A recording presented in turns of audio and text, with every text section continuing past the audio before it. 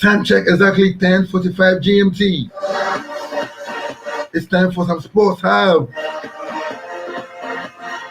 Live in the studios of HitzAfrik, Accra, Ghana, West Africa.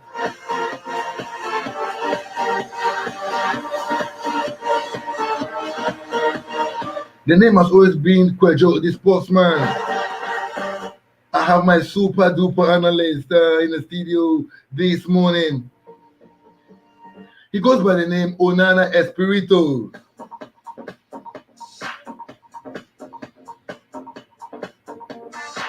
This morning's show seems to be a show full of excitement. We got to discuss the international matches ongoing, the qualifier matches for the Europe 2020. Also, we will get to discuss the AFCON qualification matches.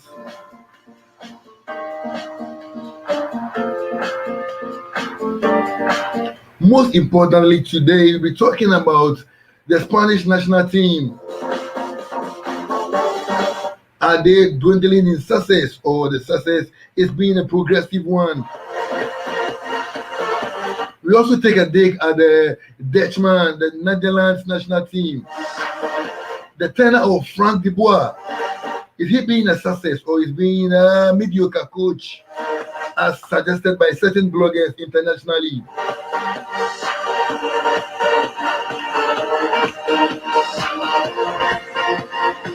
Sit back and enjoy the show as we bring you the news and in-depth discussion.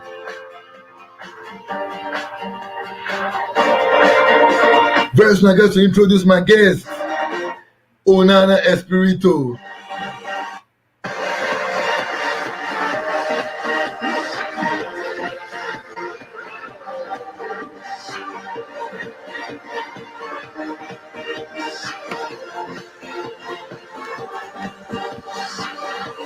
Right, Onana, how you doing?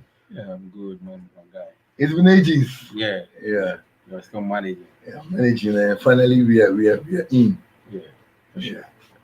Onana, I had a chat with someone and he was talking to me about the behavior of the nose mask.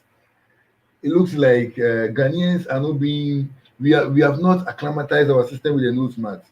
What do you think about it? It's not something that I can define.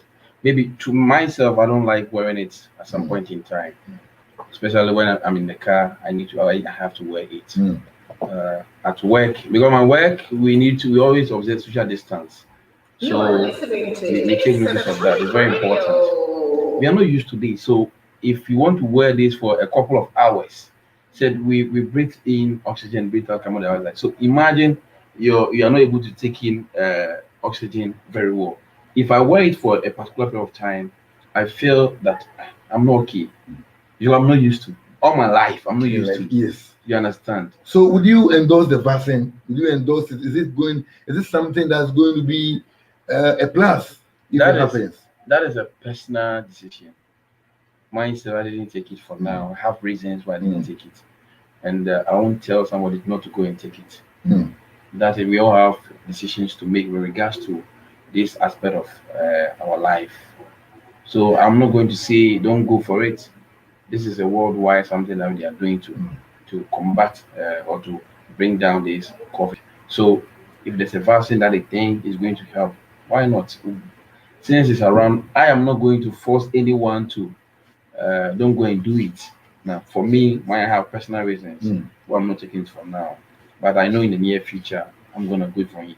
But when you're traveling, there's going to be a time if you're traveling, you need to go for it to come out with a card, a certification that proves you've taken a vaccine. So this coverage is going to be with us for a number of time. So for now, for personal reasons, I am not going to discourage anyone. Don't go in. No, I'm not going to do that.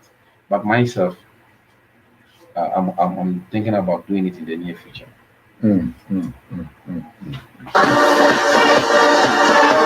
That is Onana Espirito. We got to have a more feel of him in the studios. Well, if you just join us, it's the Sports Hub.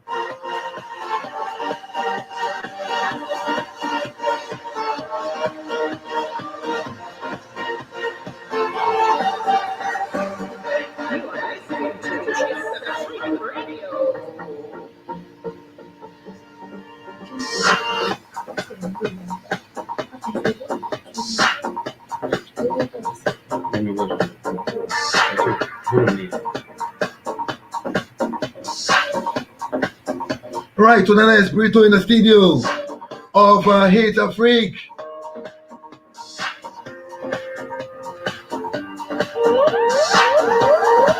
Onana, quite for some time, people have been on this discussion platform, and one of the predominant things we find out is the dwindling of the Spanish national team. Now, my question are intense. The first question is it true the Spanish national team is dwindling? And secondly, people are attributing it to the strength or the capacity of Barcelona and Real Madrid. They say if these two teams are on their performance, or when they were on their performance, the Spanish team won the Europes. They also won the World Cup. So as these two teams are not performing, it's affecting Barcelona. It's affecting the Spanish national team. What's your take? I don't think this is something that goes to do with that. For me, it's not about the performance of Barcelona and Real Madrid. It's about the time, the time factor. Looking at their previous players that they had, Xavi Hernandez, Andres Iniesta, Xavi Alonso, David Villa, and those players. You can see the kind of quality those players had. You can compare to the ones we have now. You understand? Yeah. They still have some players, couple of players around. Not to mention of Sergio Ramos and then De Gea and then Busquets and then Jordi Alba. These players, I believe they are there to offer some kind of experience. You understand? See, Luis Enrique is trying to do something for the national team by using more or less like young guys who are coming out, and he doesn't have a particular set of team that plays always. You understand? There has been changes regards to the team. If you look at how they are playing, gone are days where they have Xavi Hernandez, Iniesta, Xavi Alonso playing all the time. David Villa, Fernando Torres playing all the time. But this time around, you don't have that kind of players. And then along the line, a new player will just emerge from anywhere. You understand? Who was Pedri? 18 years Pedri from Las Palmas. Barcelona bought him for €5 million, 5 million euros. Let me put it this way: 5 million euros. And the guy is playing fantastic. He's in to replace Ansu Fati, who is injured. You see how it's going. Yeah. So it looks as if the coach is not going to have a particular set of team that will be playing always. Maybe 4 or 5 players will be regular. Jordi Alba were off almost 2 years on the national team. Now, when he called the players, Jordi Alba was added to the players that he called. You understand? So I am not going to say the performance of Real Madrid and Barcelona is the one affecting the national team, because more or less like Real Madrid usually have foreign players. Barcelona also do have foreign players. Today we can say Barcelona is having more homegrown players compared to the previous year. You can see the likes of Jordi Alba, Pedri Rodriguez, Busquets, Xavi Hernandez, Andres Iniesta, Victor Valdes, Puyol. You see, those days they have more Spanish players. To the extent they were able to field in almost close to 7-8 players of Barcelona players in the first 11. So doesn't it buttress the situation that Barcelona and Real Madrid actually they are the hub of the Spanish national team? Now it looks like the influence of the foreigners into both clubs are shortening the quality of the national team. They are not building their club basically on the national team. They are Spanish. They are not like the Germans who normally think of the national team.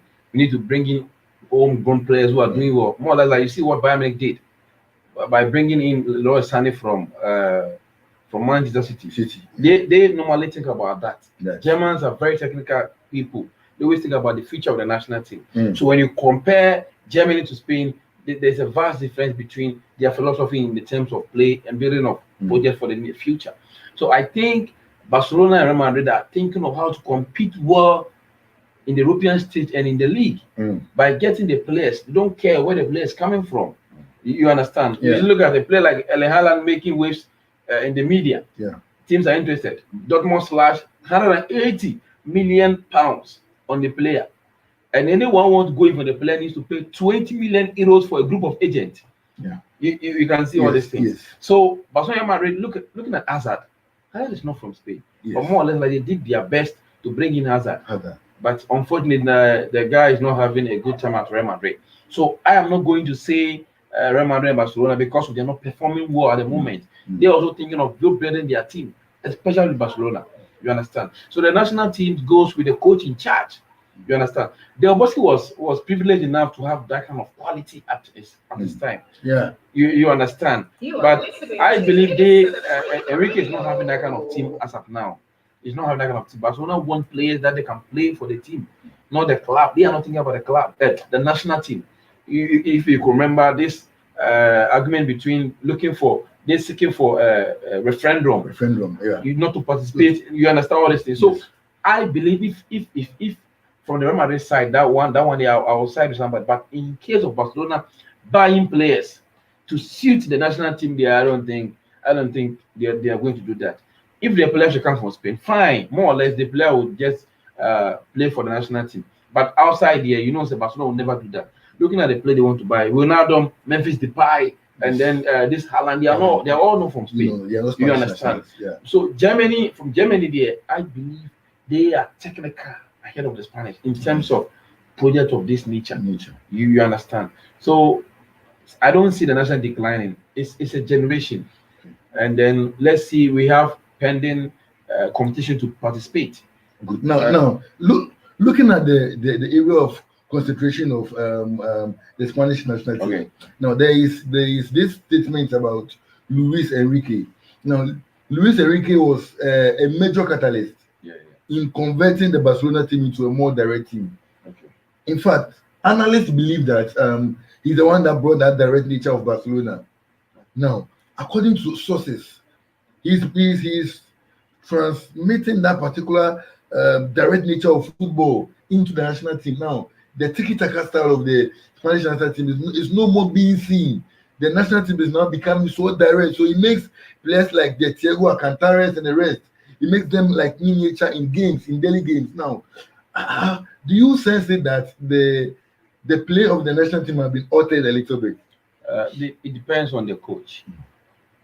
Under Pep Guardiola, they had a rule which was called 6-second rule. The moment we lose the ball, under 6 seconds, we need to get the ball back. And the Pep Guardiola believe in something that the best way to defend is to attack. You understand? Luis Enrique is a different coach in pressing, taking the ball, forming triangles wherever we have the ball. We need to have triangles along the line as we are possessing the ball. The movement of the ball should be in the form of triangle. You understand? So look, if you are saying Enrique is basing his philosophy on a direct football, fine. He thinks the football environment is evolving. You understand? And you need to make changes with regards. So for me, I'm not going to say because the tiki-taka is not going on, they're not playing well. Tiki-taka is more or less like passing, abate. That's how we call it. Look, abate. And he preferred to possess the ball 1-2, then he move forward. 1-2, then he move forward. You understand? Yeah. And Pep will prefer we possess the ball slow by sure.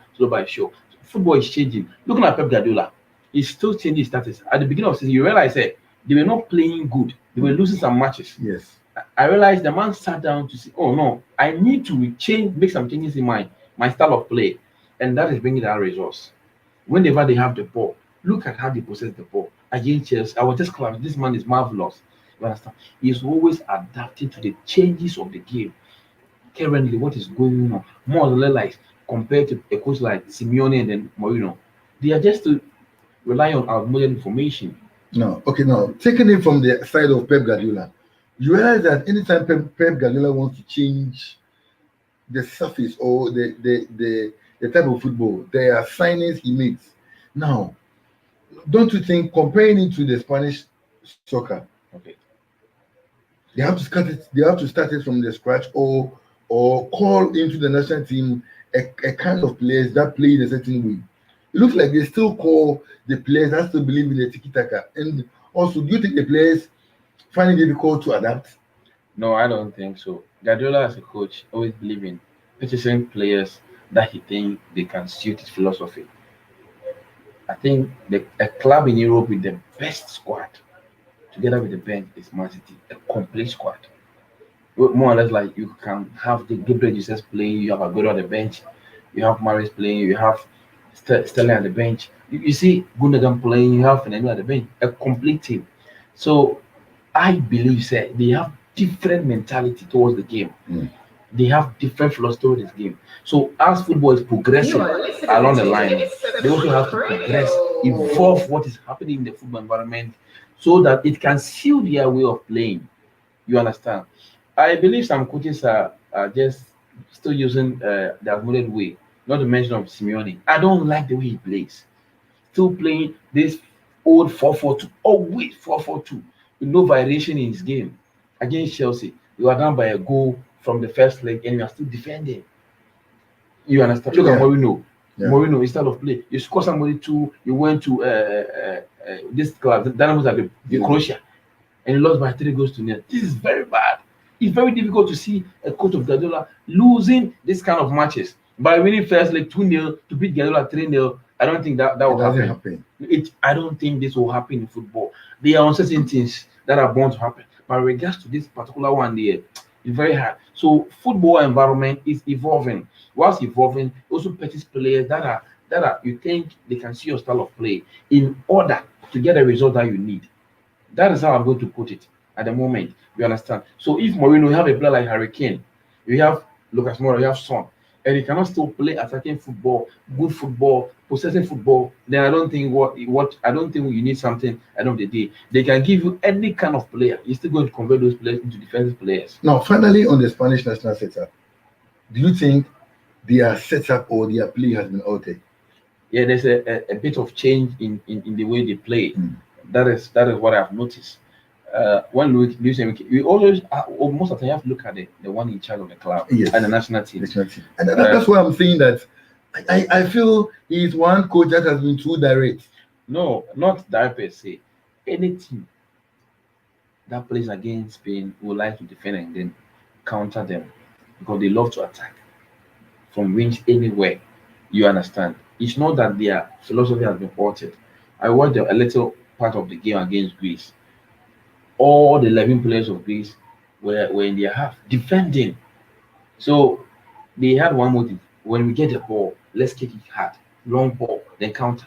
That was what got them the penalty in the game. You understand? I'm not going to blame them to spend too much because they keep changing their team. They don't have regular team. That this is our first team that we're going to play. So the chemistry and the kind of chemistry that you want is not there. You understand? Yeah. Today you play Coque, and then you play Fabian Ruiz. Tomorrow you play Busquets and you play Sergio Canales. You see, yes, there's no telepathy, there's no understanding. You're not going to get that kind of chemistry among the players. So whilst they keep changing and they want to make a good team, as the season progresses, there's definitely going to be a new player who's also performing. This player, Sevilla player on loan at Iba, Brian Gill. You understand? Yeah. The guy just came in. You see, some players were dropped and he was brought in. So you're not going to get that kind of philosophy that you want. Pep Guardiola, as a club coach, is always with the same players, the same training, the same philosophy. You understand? He's not making changes. At the end of the beginning of the season, he registered maybe 30 players. He's going to be with the same 30 players, unless maybe some injuries along the way. You understand? But in the national team, you need to call players, you need to make changes. Some players will get injured, you need to replace those players. This is some of the things that is affecting the national team. So I am not going to blame or apportion more blames on Enrique with regards to his state of star, but also look at the number of players or the quality of players he has in his possession at that moment. You understand? Yeah. So I think it's a matter of time. Coaching national team is quite different from coaching of football club. And some people think coaching national team is boring. It's very boring. That's what people think. You see, Joaquin Low has been with the national team over 17 years. Yes. And I think it's high time for him to step down because the team is becoming boring. To the extent to concede 6 goals in a match against Spain. This is a bad result, a bad repetition for a coach of his caliber. You understand? So then the coaching national team is quite different and then very difficult when it comes to issues of that nature. Right. If you're watching us from anywhere, let us know where you're watching us from, and your messages will be read. I can see our first message, Emmanuel W. Osabuti, watching live. Thank you so much, Emmanuel. You are listening to HitzAfrik Radio. Right, I've been doing some discussion with Onana Espirito. We just spoke about the Spanish national team.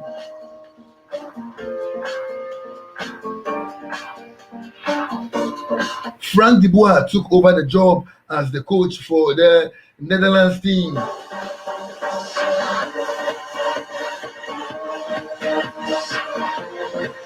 From Ronald Koeman, who is the Barcelona coach, after taking up this job. It's not been a rosy ride for Frank de Boer. I think he has lost 2 matches in his European qualifiers.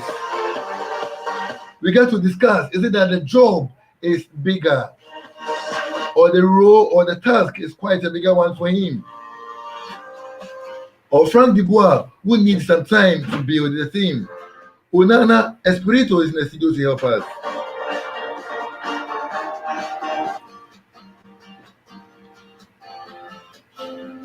Right, Onana, we've seen the progress of the Netherlands national team is being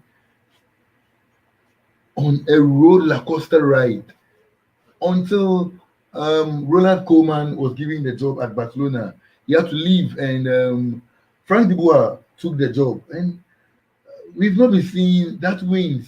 The understanding, the gelling of the club has not been that perfect. Now, to you, what do you think is the cause? Okay, some coaches have slow start to a career in a particular environment. So I am not going to say it's a bad coach. You see, it's a matter of time. We need to give him time. More or less, the same thing happened to Koeman when he came to Barcelona. We were not able to win away matches. We just lose any away match that we play. We are going to lose, or we're going to draw. Looking at the kind of results we were getting at the beginning of the season, you see, you realize how the season progressed. Yes. Barcelona have won all the away matches, excluding the one we lost to Sevilla in the Copa del Rey. But all the away matches in the league, we've not lost since December. You understand? So it tells you that the coach needs time. He even complains that he needs enforcement. He needs players to help the team compete at the highest level that Barcelona needs to be at. So losing that match together by that margin, that is a little bit of worry to me. I believe it's a little bit of worry. You understand? And then the national team won't be happy with him losing to take it by 4 goals to 2. Yes, which is very bad. And around the line, Memphis Depay also couldn't score a penalty given to him at the 9 minutes of the game. I am not going to blame Ronald de Boer too much.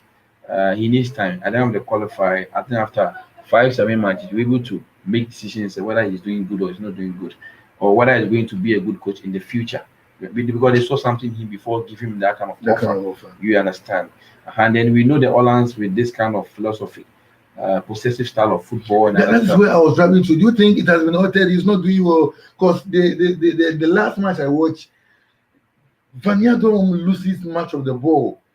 I don't know. You see, the chaps are there to do their job, but people are contemplating that the placement of the players, he gets that wrong always. Okay. You see, I don't think there was much changes to the kind of players Koeman was using during his era. The same players, Memphis Depay, Ronaldo, De Jong, Van de Beek. I think he is the one who has been dropped from the squad. He's not playing at Manchester United with the kind of level we expected him to play.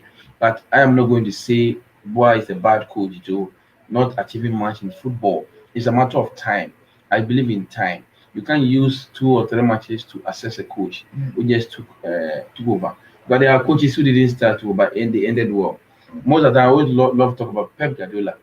From Barcelona B straight to first team, losing our first match against Manchester in the league. People were complaining, this young guy, how is going to manage this? You see, it's a matter of time. So let's give him the benefit of the doubt. as the season progresses, we are going to make a conclusion as to how the team is going to perform. There's heroes at the corner. Yes. You understand? And I believe Holland is going to do well with this kind of young guys they have around in the team. Losing for two, Turkey. Don't forget, Turkey too is a football nation. Yes. They also play will have good players in their league, and so I am not going to. But the margin, even if Ronaldo, this guy, what's the name? Memphis Depay, has scored a penalty, it could have been a goal difference. You understand? So France also playing at home, drawing with Ukraine. Okay. What are you going to talk about that one? Holland playing against Portugal playing against Azerbaijan, scoring an own goal. You understand? Spain playing at home, doing with Greece. This thing tells you that there's a lot of fatigue in the players. The clubs are using the players because of this corona. You understand? We are playing matches midweek, weekend. It tells you a whole lot of things about this. So it's a matter of time. We have to give Una de Boa some time to build a team that you want to get to. So we give him the time. Right, we have another message from Kingsley Danso. He said, "You guys are doing a great job. Keep it up." Thank you very much, Kingsley Danso. Right, we'll be moving into the international front. But before that, let's do some club news. Let's do some club soccer. Let's see some news that's trending in the world of football. Don't forget your messages will be read live on air. Especially let me know where you are watching us from. It's the Sports Hub with me, Kwejo the Sportsman. In the studio, we have Onana Espirito. In the second department of the show, we are going to have Erasmus joining us to do some local stories.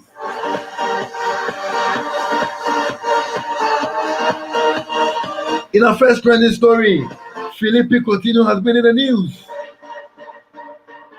The Barcelona midfielder, formerly he was a player of Liverpool. You never walk alone. One of the significant things is that Barcelona has placed a price of 50 million euros on him, according to football analysts. If Liverpool would want a buyback, it's going to amount to 35 million euros. The question on the front is, do you think Jurgen Klopp will need the services of the former witch or the former wizard, the Anfield Mafia? Onana Espirito is in the building. We will discussing about that. Onana, Felipe Coutinho is not a very simple name in Anfield.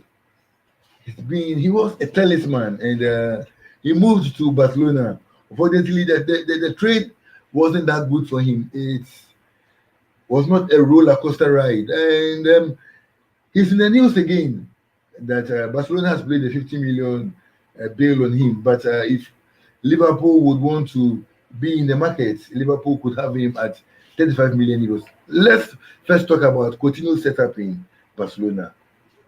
We all happy for Barcelona going for Felipe Coutinho. Looking at the caliber of player he was during his time with Liverpool, I think he hasn't been unfortunate in regards to movement. You see, players move based on certain things. Playing with Liverpool without winning trophies, and we have a club of Barcelona coming in, which can offer you a good economic package. End of the day, Barcelona more or less it's a club who can win trophies. At the end of the day, you and I know very well you move definitely. You understand? So I don't think his movement to Barcelona will be a regret, since he was able to move back to Bayern Munich to win that treble. You see, that is how life offers. Yes. You came to Barcelona for trophy and you couldn't win it. You went to Bayern Munich on loan from Barcelona, able to win these trophies. I think Barcelona, we are disappointed in his performance. This is not how we wanted him to play. The kind of level we wanted him to play wasn't much expected from him. So I believe strongly said coming back to Liverpool. I don't know why Liverpool are going to do this, but Barcelona want to offload him until he play 100 matches. We can't pay that amount of money we need to pay. I don't understand, but to me, by this kind of clauses added to players' contract. How did he allow that or it was an oversight? No. He allowed it because we wanted a guy, and Liverpool proposed that kind of clause into the contract of the player. So as a club, you also need to negotiate. We are going to pay almost 30 to 25 million pounds to Liverpool if the guy play 100 matches. This is insane. In this our crisis that we cannot even pay our players, and you want to offer this kind of money to Liverpool, I think Coutinho needs to make change because his kind of game doesn't suit the style of Barcelona. Liverpool was a better place for him to play, able to excel, exhibit his kind of talent. He God gave him. So going back to Liverpool for 35 million is too cheap. It's too cheap. And we are talking about our highest player, our highest purchase player from for the club in the history of the club, and then we are going to pay close to almost 145 million for a player of his caliber, and today we want to sell him for 35 million to Liverpool. This is very bad, but I think we need some changes. He's still going for another surgery at Dubai, and we think the guy needs to go back where he thinks it will be comfortable for him. I don't see a good future for him at Barcelona at the current state, to be honest. So I would advise Coutinho, but the price tag on him is too low. It's too You it's too are low. listening to HitzAfrik Radio. That's what an Espirito. Now, the Champions League draw has been trending for quite some time now. Chelsea plays Porto, Bayern Munich plays PSG, Liverpool plays Real Madrid, Chelsea plays FC Porto, Manchester City plays Dortmund. Well, now I'm bringing this up because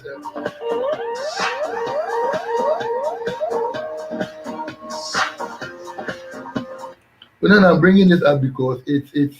been one of the issues that has been trending up to now. People are making pairs of their own. I don't know your take on the Champions League matches. I've not had you in the studio for this whole week, so I want to know your take and the perception about the various matches. Viewers can also bring their messages and what they think is going to be read live for you. Okay, I'm going to take this match first. Man City versus Dortmund. I think it's a good draw for Manchester City to get to the semi-final. With that kind of results, I think this would be the opportunity to win the Champions League. After spending so much on players and investment in the club, you understand. So Manchester City against Dortmund, Manchester City, I believe strongly are going to win this match home and away. For this particular match, Manchester City will be the first team to qualify for me. But regards to people underrating Porto against Chelsea, it makes me laugh because people are not taking notice of how Porto play. Look, playing against Juventus at their home grounds to qualify is not easy. With a certain Champions League, what's the name? Champion. I don't know the word to use. This crazy guy, Cristiano Ronaldo, being around and wasn't able to score a goal in that match. It tells you Porto did a very good job when they played against Juventus. So Chelsea and Porto, I think the best team of the day will win that match. I am not going to make a prediction based on history or anything, but I am looking at the current situation, how the teams are playing. Chelsea have been doing well under Tuchel. They are playing good football, more or less like Porto also doing at the beginning of the season. Even though they are not on the top of their league, their respective leagues, I believe strongly say before the Champions League gets started in April, we're going to see a whole lot of surprises with regards to this match.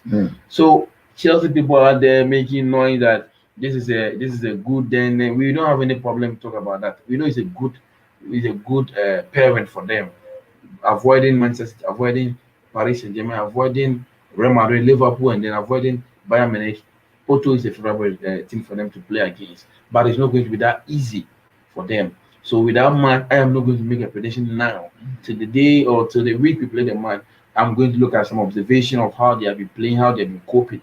But let's not forget, playing the league is not the same as playing the Champions League. A team might be performing well in the league, but the Champions League they'll be doing well. Looking at Liverpool, it has been a disaster for them in the league, but they are doing well in the Champions League. So with Porto and Chelsea, I am not going to make a prediction that, but the better team, I believe, will carry the day. So back to Liverpool and then Real Madrid. Yes. This is going to be a very tough game because Liverpool has been on and off in the league, losing close to 5 to 6 matches consecutive in the league match at home is a bad thing. And I don't know where the match is going to be played at. I don't know whether it's Anfield or outside Anfield. And I believe strongly, sir, both teams will have the luck to win at their respective home. But Real Madrid are not all that strong at home when it comes to the Champions League this season. By listening to this team, Shakhtar Donetsk, you understand. Also playing against Inter Milan, they need to win at the last 9 minutes of the game. This tells you they are not strong at home. Let's say this is let's blame for this is they're not playing that kind of football that we want them to play. But they are a team, they have this kind of luck that along the line they can get this luck and then win them again. This is another thing we don't have to take away from them. The kind of caliber, the kind of qualities. You see, they have the most experienced squad in Europe in terms of Champions League. People are not taking notice of that. You have a player of Sergio Ramos, Cavajal, Marcelo, Varane, Nacho. Looking at this setup, when it comes to the midfield, also have a player of caliber in terms of Modric, Toni Kroos, Casemiro, Benzema from there. Madrid is the most experienced squad, have the most experienced squad in Europe. You understand? Yeah. And these players, Lucas Vasquez, they are at the bench. Sure. If you understand, Mariano Diaz, they are the Asensio. They've won the Champions League before. Some of them, the least among them will be maybe Benjamin Mendy, and then recently those who just Vinicius, and then who just joined the club. You understand? But if you are taking the core of their team, they've won the Champions League more than 2 times. So it's not going to be easy. But I think the one with Liverpool have a little edge when it comes to attacking. Liverpool can score more than Real Madrid. And then I believe Real Madrid can defend better than Liverpool. This is what I've noticed. Liverpool can score, Real Madrid can defend. Real Madrid without Benzema, they are not scoring all that much. But with regards to that match, I think both teams are going to win at their respective homes by a goal margin. So if Liverpool win 2-1, Madrid win 1, Madrid is going to qualify. If Liverpool win 1, Madrid win 2-1, Liverpool is going to qualify. I think it's going to be in that kind of trend. I believe so. But to say this team is qualifying, media Barcelona fan, I would love Liverpool to eliminate Real Madrid. But but who knows what will happen tomorrow? Yes, you understand. A lot of things are going to change during that time. Yeah, Madrid also their stadium Bernabeu is still under construction, so they are still playing at Beledas. So I think that place has not been a good place for them. They are still struggling. Yet second position in the league is not bad. Quarterfinal Champions League, they can still win something during the season. When it comes to this PSG and the Bayern Munich, this repetition of the final, I think Carter is going to win Bayern Munich. Carter is going to be Bayern Munich at some point. Barcelona didn't play well at all in the first leg. That gave them the edge. There's one problem with Mbappe. When he doesn't have space, he can't play the ball. He becomes useless in the game. And the people are not taking notice of that. If Mbappe is not having a good time with the ball, then I think they are going to suffer. Neymar coming back to play. Neymar hasn't been the kind of player we want him to be at PSG. Even though his statistics has been very good, looking at the number of matches he has played and then the goals he has scored, together with assists, he's doing good for the club. But in terms of Europe, he has not showcased his qualities, the kind of credentials he had with Barcelona. This is what we want to see from a player of Neymar, his caliber. PSG want to offer him a bumper new contract. It's on the table, you understand. But they're also looking at the future of the club in terms of their participation or their performance in Europe. You understand? This is one of the important things they're also considering. So now their star man is Mbappe, who is doing a marvelous work. But Mbappe needs to change a little bit of things. When there's no space, he should be able to play. It shouldn't be give me the ball and run with the ball. You understand? People are taking notice of those things. During the second leg of Barcelona, you realize he had 1 or 2 chances with this guy, Oscar Miguenza. But when Junior Firpo came in, we didn't see Mbappe in the game. Barcelona has played them. So if they want to win something or qualify to the semi-final, they need to make changes to their setup. The variation should come in the way they possess the ball, how they're going to attack Bayern Munich. Bayern Munich is an all-round team. Lewandowski is scoring. You understand? They have a good chemistry team who can possess the ball more than PSG. So they need to take notice of all those things. Otherwise, if you're not lucky, they're going to throw home and away. Me, I'll be honest. If Bayern Munich is playing, they are on the verge of doing the double again. If PSG doesn't stop them at the quarterfinals, Bayern Munich, when they get to semi-final, it's going to be a problem for the clubs. They is the most cheap team to win the Champions League this year again. No doubt about their performance. Despite losing the DSP Poker in their local league, I believe they're going to win the league, and the Champions League, they're going to be a tight contender for the Champions League. Going to be a tight contender for the Champions League. Right, it's been Sports Hub with me, Kojo, the sports fan. In the studio today was Onana Espirito. Doing some discussions about the foreign front, the Euros 2021 qualification matches.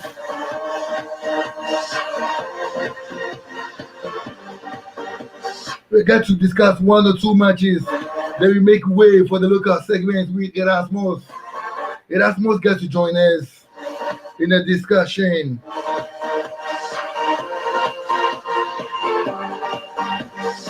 The qualification matches continues today.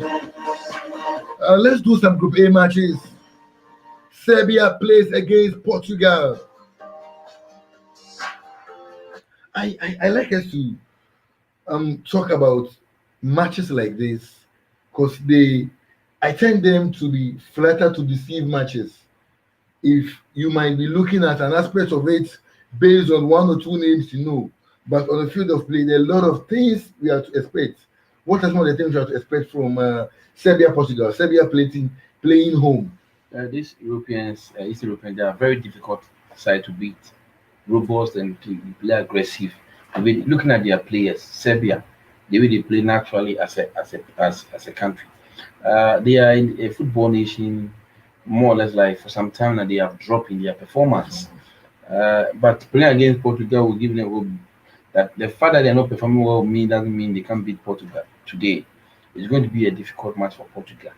If I want to recount on their previous performance against Azerbaijan, I think Portugal needs to work on one or two things. They need to upgrade their game, otherwise they're going to lose this game. But if I'm going for a bet, I'm going to bet for Serbia to win by 2-1. It's not going to be easy for them, but I believe this game is going to go in their favor. I don't think Portugal, despite people are posting a whole lot of articles online indicating the kind of players Portugal have now. And that doesn't mean they have this kind of players, means you have a good chemistry. If you have a good manager who can bring these players together as a team, that is the most important thing we have to take notice of. Yes. If you have these players and you don't have a good chemistry, and then what is the sense of having these players? People posted Pedro Neto, all those players said, my friend, this is not what you're looking at. France also have similar things. Belgium, they all have similar players playing in the most competitive league in Europe. You understand? So it's all about the character of the players and the one who manages the team. You understand? Yeah. And that is what we have to take notice of. And I believe Serbia is not going to play an open game. A little bit of medium pressing or low pressing. Then when we have the ball counter, we counter Portugal. You understand? Yeah. So if I want to bet, I'm going to bet for Serbia to beat Portugal by 2-1. That's a huge one. Yes. Now we move on to another match. Czech Republic plays against Belgium. You see, this is going to be another difficult match because Czech won their first match. Yeah. You understand? They won their first match against Estonia by 6-2. And then Belgium also beat Wales. Czech is a nation that plays football. They understand the game. Belgium have the quality that they have. You see, that's why I keep saying that these East Europeans are very difficult to beat. Okay. Very, very, very difficult to beat in this regard. So Belgium going there with the kind of quality they have in their squad, I still think Belgium is going to lose this match by 2-1. Yes, I believe so. That's a heartbreaking score. It's not about the team you have. It's not about the players you have. It's about how you're going to play.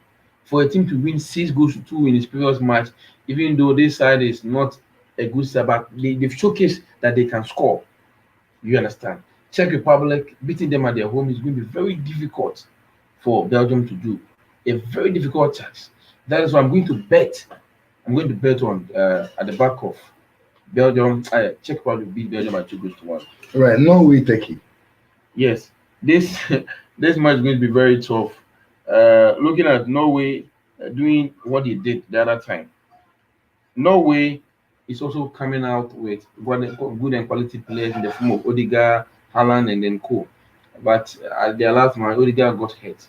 So I believe Turkey is also doing well by beating Holland by 4 goals to 2 tells with that they have a good team. They can beat. So I also go in for Turkey to beat Norway by 2 goals to 1. Going for Turkey to beat Norway by 2 goals to 1. Yeah.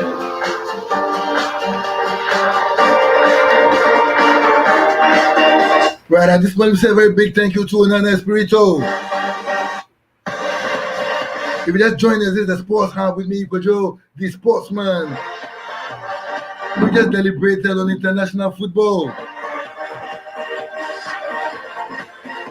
Time check 11:27 A, 11:27 GMT.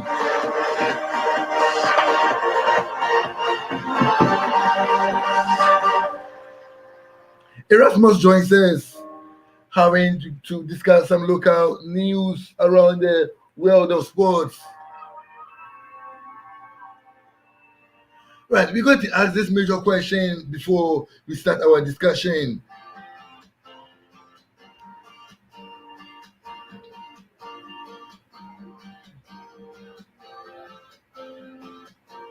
Erasmus, how you doing? I'm doing good. Yeah, I'm also fine. I can see the smiles in the face. Yeah. Well, have you lost? Have you won some lotteries or anything? Oh no. You let us know if there is money. I'm having a good day. Having a good day. All right, Erasmus. One of the things or the major discussions about football, one of this currently is continuity. Yeah. Now let's tone down to Africa. Africa. Now, do we have a smooth transition? Let's say from the players that start the under-17 tournaments into the senior national teams. With Africa, so far as the junior teams are concerned, we have a very good team. But so far as transition is concerned, and moving them to the senior national team is very poor. Why? Because at the junior level, when they perform very well, the hype surrounding them after the tournament, the hype around them. Yeah. So they try to do their best, and then they want to move abroad at an early stage. And at that stage, they are not well developed enough to move there. So they do their best, and due to the hype around them, they move abroad. And when they move to the big teams there, they don't get enough time or enough playing time. So that will cause them in their career. Not having enough time cause them in their career. And with this, I don't think it will be good for them to fix them into the national team. And also with Ghana, for instance, have you seen we have won the under-20 championship? Now, coming to the under-20 championship tournament, comment has been made that in the first match, Ghana played a very wonderful game, but in the second match, there was individual play. I was briefed personally. There was an allegation somebody called me and made on one or two management members. They say there was an influence of agents. Yes. And it toned down on the players. That caused the individual play. Now, do you think at a point in time there's a sway? Or we have seen wonderful players like Rashford Osei and the rest, which played we played wonderful. Jerry are coming cool with injuries coming along the way. Some of them played Philip Coleman. I mean, these players were young Charles. We could see that they were to replace players in the national team, but along the way they fell. You could see that when Rashford Osei was at the junior level, he was doing very well, and we were all hoping that he would be our future striker, our main striker, like Eddie. They were all doing very well, but when the hype was there, or when they were receiving the hype, just look at the move that they made to the European teams. Eddie moved to AC Milan, and you could see what happened to him. Yeah. not enough playing time. Yes. At a point And- in time, you have to take him through the junior side to Junior play, side. to see whether he picks the form, match fitness. Yes, and that was very bad. He should have stayed in in Ghana and progress gradually. Yes, you could see Yeah. that. So he moved to AC Milan, a team you were having Beckham and the big players there. You could see that. I can't remember Daniel Parry also moved to Real Madrid. You could see. Should have stayed in Ghana and then moved through the ranks gradually. Now to move to one of the teams that are not going to get enough playing time. They should be developed very well. And with the national team, they should move to the, if it's under 17, then to 20, then to 23. Then with that they can fuse into the senior national team. You can't just straight from under 17 then to the senior team. No, there won't be cohesion. If you have like 6 players, they should be moved gradually from 17 to 20. Then you can introduce them gradually or fuse them with the senior players. Now to move from 17 then to Real Madrid, you are not going to get there enough playing time, and that's going to affect them so far as the senior national team is concerned. You get me? Yes. Another problem people have attributed to this lack of compatibility when we are playing at a younger age is the influence of academies. They say academies structure, there are no better structure of academies in Ghana now. It looks like so. Now, when you go to Spain, the possessive nature of football is there. When you go to Germany, they have the playing along the flanks. If you go to England, they're playing along the flanks. If you go to Italy are defensive concentrated. And then the Japanese national team also have that infusion into it. Now, what are we noted for in Africa? I'm not linking it to Ghana alone. In Africa, now when we go to places like Congo, especially France, Senegal, Yes. Senegal, Cote d'Ivoire, they have a very good under 20 setup. You have these young chaps who move into Europe at a very younger age. Now, West Africa academy structure, how do we see it? So let me ask this question. Why is it that we are performing very well at the junior level and not performing at the senior level? The progress is not there. The transition is very bad, very poor. Example is the German national team. You could see a couple of players or a group of players. They will play under 17, 20, 23. Then they will move to the senior national team. So you could see that there's a cohesion between the players. They know themselves. And moreover, they take time to develop very well. But so far as Africa is concerned, after the junior tournament, then straight they want to move abroad, which is very bad. They need to develop very well before they can move abroad, and that will help them get enough playing time. And it's going to help the senior national team. You get what I'm saying? Yes. So I think at the junior level, we are doing very well. So the transition must be very good. Yes. Right.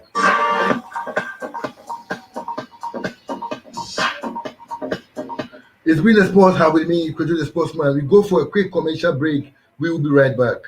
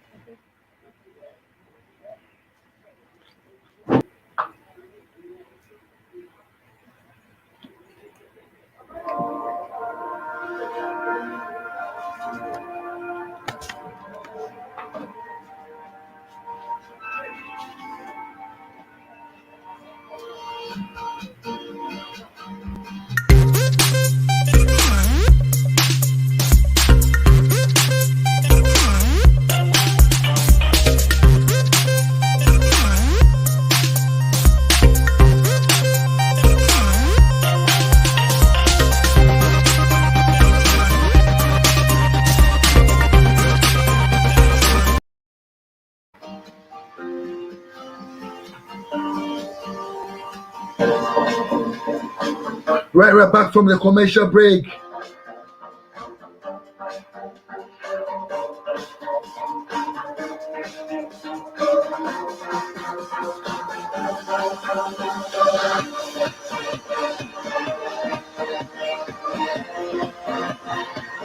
Up on discussion segment right now, talking about the influence or the influences of agents or on our young lads. Now let's take it. Let's take it from this side. The desire to travel outside. Does it, or is it a major factor? Yes, because you know, in Ghana here, our structures, so far as football is concerned, they are very poor. One, you know that even though it's the work that they are doing, we are all working for money. Yes. We are all working for money, and we want the world to see us, the players. They want the world to see them. Do you get me? Yes. So I think the structures must be put in place. Sporting structures like enough stadiums, training stadiums, and the facilities. I think they must put that thing in place just to help the players. And the most important thing is the players must be paid very well. And I think if they are paid very well and structures are being put in place, I think there won't be the desire for them to travel abroad, even when they are not developed well. Let's take it for instance, South Africa. They have all the good structures, the salary, training facilities, and other things. How many South African players or junior players have you seen traveling outside? Because they have good structures that guides the players, that help them to do what? Develop. And that is making their leg very what? Attractive. Yes. So I think if that is being done for the players, the desire to travel abroad, that will cause havoc to their career, and that will cause a problem for the senior national team to not perform at the international football, other things. I think that it will come down, and then things will work for Africa so far as the national team is concerned. Yes. Right. In your earlier submission, you said, I could recall you saying at the amateur levels, Yes. under 17s, under Yes. 20s, Yes. we do well, we win the World Cups. Could you attribute that to good coaching? Good coaching, And then does not mean going up into the national teams, we err and don't give the nod to good coaches. the coaches are doing very well. But here is the case: most of these our players are playing at the academy stage, so they know themselves, and moreover, they are playing here. So far as junior football is concerned here, they are doing very well. They are doing very well. They know themselves. They know the system. You get me? But here's the case: they are not developed well, and they don't pass through the process. And if you are preparing for the junior team, it takes a very long time to prepare them, so they will know themselves. Let's take for instance a player from under 17. After the under 17, he will move out. He will go out. And a player to play in the local league, they will call that player for under 20. They will come, they will play.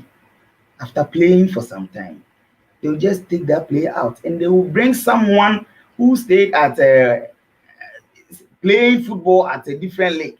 Then they will fuse that person into the under 20 who don't know the system. The person don't know the academy system, or has not they have not played with the players, and they don't know themselves. The cohesion is not there. So I think we must do well to, so that our players, they will have a good transition. Are you against the introduction of foreign-based players? into the young setup, the national team? Yes, I'm not against it, but I think there should be enough preparation when you want to infuse them into the junior team or other things. There should be enough. They should be called early so that they can play very well, and they should know themselves very well. Yes. No, our setup finally on the amateur level. Our setups in Ghana used to permit coast football. Saturday by this time, you go to Mamprobi and there's a hot match going on. There's scorching sun. You find people filled. Yes. I come from the Medina football community. It's a hub of football. Now Saturday, you have goodies playing against Callisto. This is a grade A match. Yes. This is where we have the likes of Prince Tego, Onana, Espirito. These guys come together, they meet and they play, and you could see talent in display. Now, would the coach setup help in bringing up our national setup? Does it matter? Yes, it really matters. It really matters. We need to focus more on the court football because most of the great talent that we have seen, we had them from the coast football, and nowadays you don't see coast football again. All you know is academy. Then they want to travel outside. So that's very bad. That's very bad. That is very bad. Have you seen the transition of ACN, Stephen Appiah, Suleiman Tari? You are not seeing that again. And so far as the selection of football players is concerned, it's very bad here. You don't rely on talent again. You don't rely on talent again. If you can pay, then you can enter into the national team. So that one is causing, that one is one of the problems.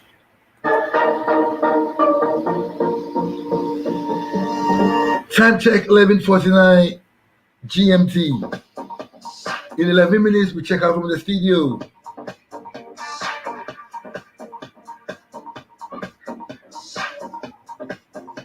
Qualification matches for the AFCON 2021 ongoing.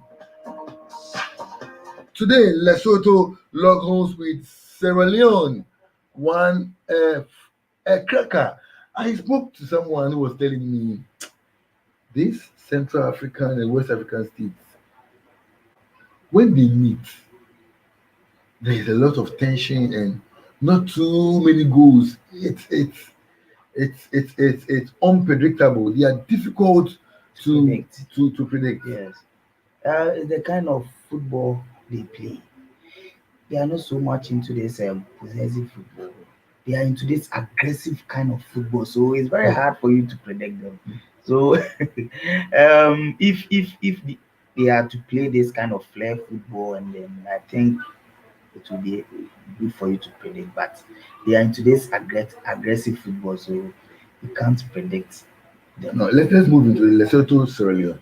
Lesotho, Sierra Leone. I'll go for Sierra Leone. Sierra Leone, yes. Why? Is it because of the name? Lesotho is also close to South Africa. But they have quite one or two white-based players in the team that could boost them. So far as qualification is concerned, this Lesotho, they don't do well. So I'll go in for Sierra Leone. Yes. You go in for Sierra Leone. Sierra Leone. Right. And then we look into Benin and Nigeria. This is one of the derbies in African international football. Benin and then Nigeria. I know we are going to experience a good football here. A good football is a kind of a derby. And you know what derbies are? Yeah. They try to play all out because they want to come out as champions, and then they're winning rights, and then they're bragging rights. So I think it's going to be a good football, and it's not going to be easy for the two sides. But at the end, I'll go in for Nigeria. With the kind of players they are having, I'll go in for Nigeria.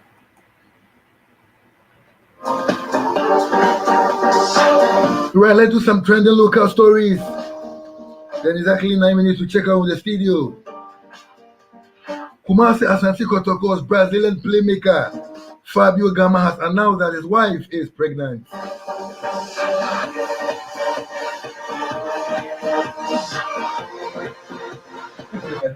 Fabio Gama, the Coutinho of Kumasi Kotoko, has announced that his wife is pregnant. I mean, what do you have to say about this? No, it's a good news, and I think that will boost his morale to play good football. Even though he's doing very well, people were doubting him. Yes, but he's doing very well. Now, personally, what I love about this chap is he's a Brazilian that does not want to play the ball too much. Yes, he loves to pass. Yes, he enjoys passing, making the ball comfortable. Very good passer. You could see, and then you could see the Brazilian play. Very good when he's passing. He's relaxed. You could see the guy is very good. People were doubting that this guy won't perform and other things because of the kind of teams that he was playing and other things. But you could see he has really lived up to expectation. Right.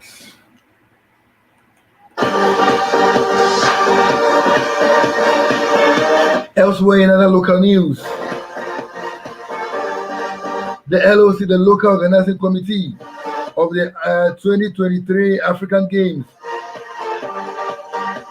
held a brief interaction with the esports writers, electronic sports writers.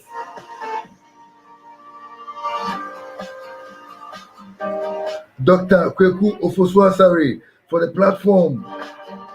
He thanked them for the platform.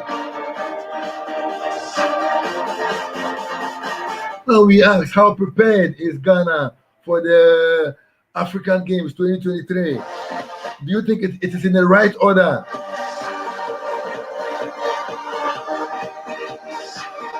Right, do you think it's in the right order? In Ghana, so far as our Olympics is concerned, Olympics, right? Yes. I think the preparation. We have a very long message. I'll try as much as I can to read it. But let's continue our discussion. The Olympics committee, they are not doing enough to support our players. Football, boxing, and other aspects of the sports.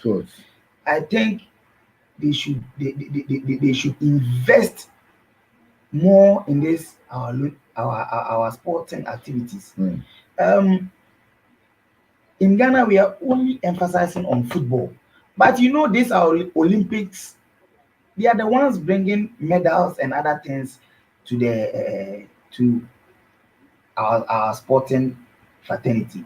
But enough preparation is not done for them. So I think they should prepare enough. They should pay them well, and then it will be the best. Yes. They should pay them well, and then they should prepare very well. Prepare towards the activity. Yeah. To be the best.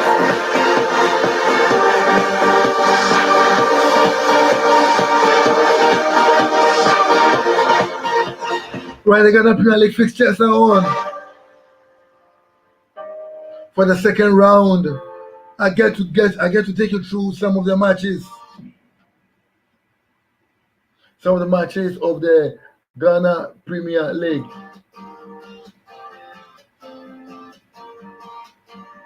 Accra Great Olympics Longhorns with Midiama. Tachiman 11 Wonders, Krobia Asante Kotoko. Brekum Chelsea Longhorns with Lagos Cities.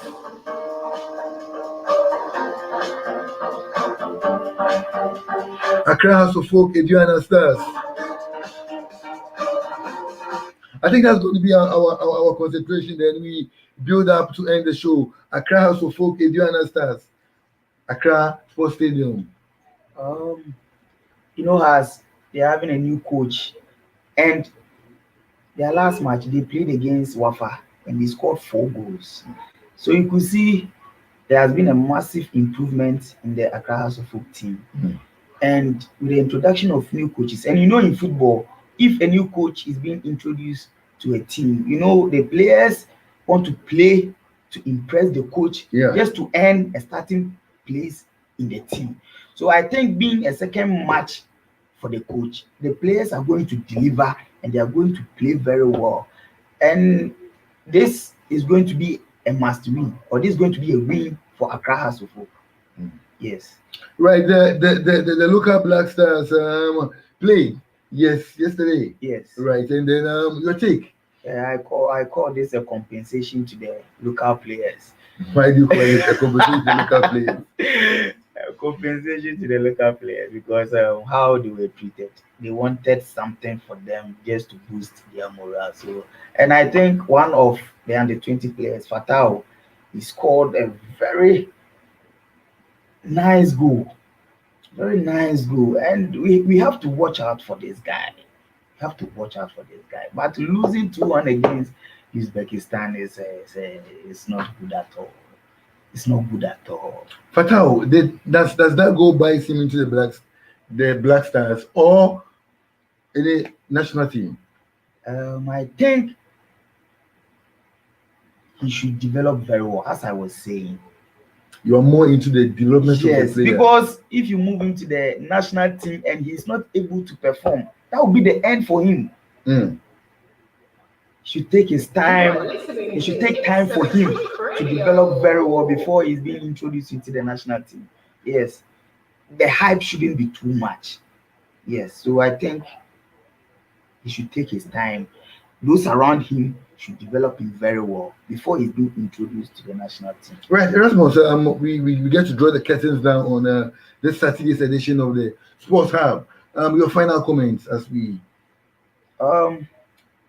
should support the Black Stars so that they win against South Tony. Yes. Support the Black Stars. Black Stars. Don't you think that match is a done deal?